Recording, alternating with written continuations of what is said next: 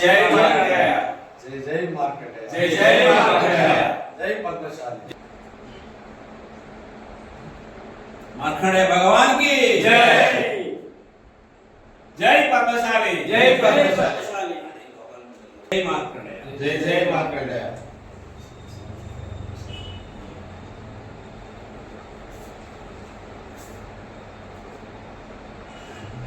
రేపటి రోజనగా 21/1/2026 బుధవారం రోజున శ్రీ శివభక్త మార్కండేయ స్వామి జయంతి ఉత్సవాలు అత్యంత వైభవంగా సిరిసిల్ల పట్టణంలోని మార్కండేయ దేవాలయంలో జరపబడుచున్నాయి.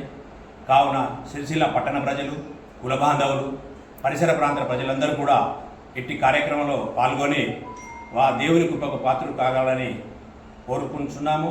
పద్మశాలి సంఘం తరఫున మీ అందరికీ ఆహ్వానం కూడా పలుకుతున్నాం. ముఖ్యంగా ఉదయం 6 గంటలతోని మార్కండేయ సుప్రభాత సేవతోని మొదలుకొని గణపతి పూజ, హోమము, మార్కండేయుని జయంతి సందర్భంగా మార్కండేయ జయంతి హోమం కూడా జరపబడి పూర్ణాహుతితోని తీర్థప్రసాదాలు కూడా ఇవ్వబడును.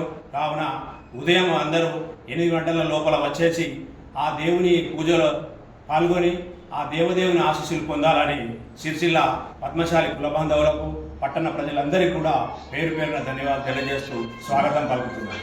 అదే మాదిరిగా సాయంత్రం 4 గంటలకు 4:05 శ్రీ మార్కండేయ దేవాలయం నుండి మార్కండేయ స్వామి శోభయాత్ర మొదలవుతుంది.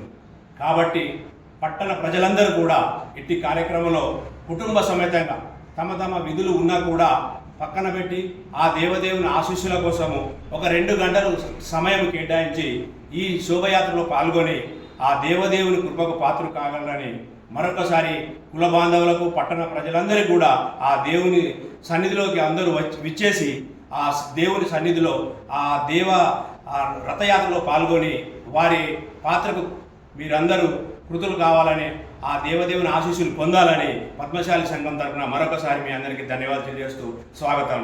జై మార్కండేయ.